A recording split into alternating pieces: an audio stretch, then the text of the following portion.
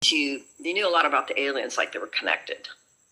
Can you tell us a little bit about the consciousness transfer technology? I remember reading Alex Collier's book where he talked about the grey aliens using some kind of consciousness technology transfer, that they would take the soul and put it in some sort of black box, and then they would take it off planet as some kind of trade. So is that what you're talking about?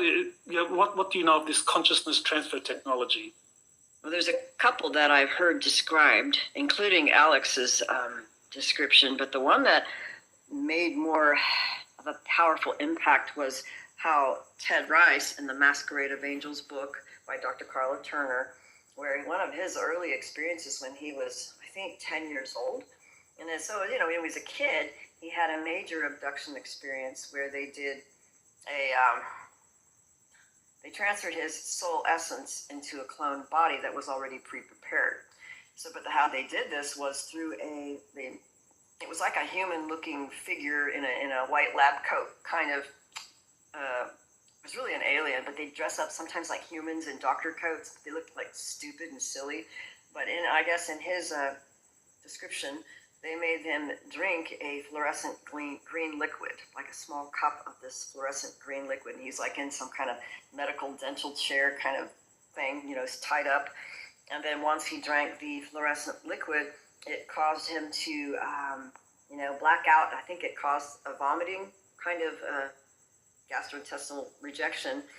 And then he remembers basically popping out of his body and observing that somehow this liquid was tied in with how it combined in with the soul essence and the consciousness of the person.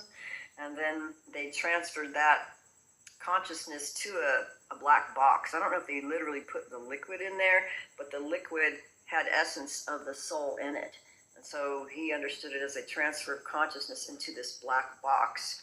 And he was basically out of body watching the whole thing, where they basically killed the original body by cutting off the head and then transferring the essence of spirit, soul into the black box, and then taking the black box over to a clone body that was stored in a bunch of, kind of like coffins in cold storage, like a bunch of drawers, and, had a body ready-made at that same age.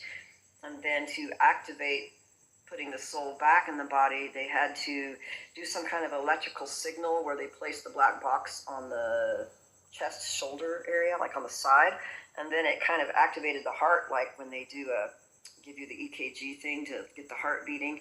And then it was as if the soul essence was literally transferred back into the clone body. But my idea is that there's something to do with this fluorescent liquid that acts as a medium between the physical body and the soul essence, and can have a quantum transference of energy from a physical solid directly into a vaporous form that can go right into the body through electrical impulse. So that's how he remembered a transfer of consciousness from his regular body into a clone body. And so that was like a hugely traumatic experience that he did remember. And that when he did come back, he got very ill for like 2 months, couldn't go to school for 2 months.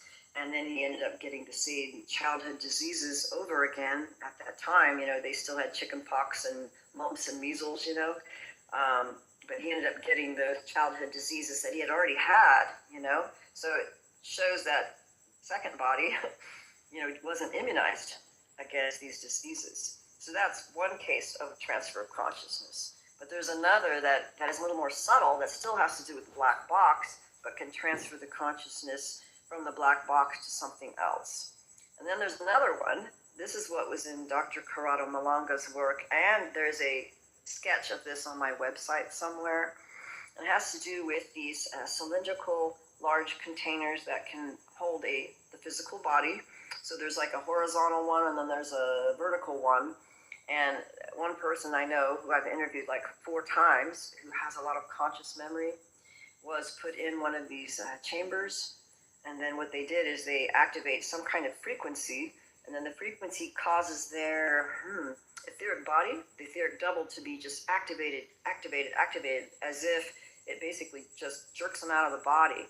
And so it does a frequency, and then it pulls it, it loosens it out of the body, and then that soul essence goes into like a tube of some sort, and then goes into another body, which may be a clone body or another alien body.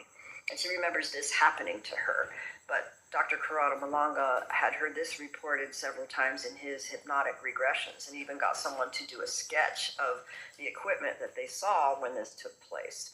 So there's different ways in which I believe that they can transfer consciousness in a more physical way. And then there's other ways they can do things now that I believe that the MyLabs and super soldiers they're starting to report in their experiences.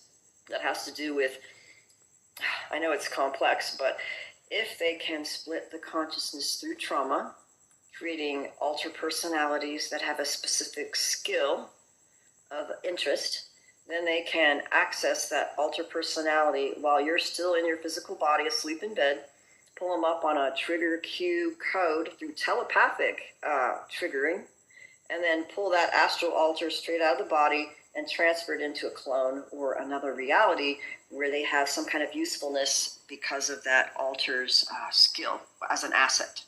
So there's different ways in which transfer of consciousness can actually take place. So then, in your research, you have pretty much confirmed that not only can they transfer consciousness from one body to another body or into a black box for later use, but they can also take out a part of the consciousness, like an extract, and use that so that someone can have an extract of their consciousness moved into a clone, and that clone is used in a secret space program, but they go on living in their normal program. But somehow, because of the soul connection, they might have strange dreams. Is that? Yeah. Can you elaborate on that? Yeah, the dreams come in as looped memories, and sometimes I think they could take you out of, quote, time and space. And we know that they've done this in alien abductions for years, where they could take you, use you in their medical, whatever they're doing with you for a period of time, and then come back. Sometimes it's missing time, but sometimes it's like not missing time or before you were even taken. And one of my colleagues had that happen where he came back 10 minutes earlier before he was taken and had this whole deja vu for 10 minutes. But they took him, they brought him back too early. So, but they can take you back within what seems like a moment of time, but they had been working with you in another dimensional reality for a longer period of time. So I think that's why they can remember being utilized on an op that may take a period of time, but then come back as if they didn't really have much missing time. And it's kind of confusing.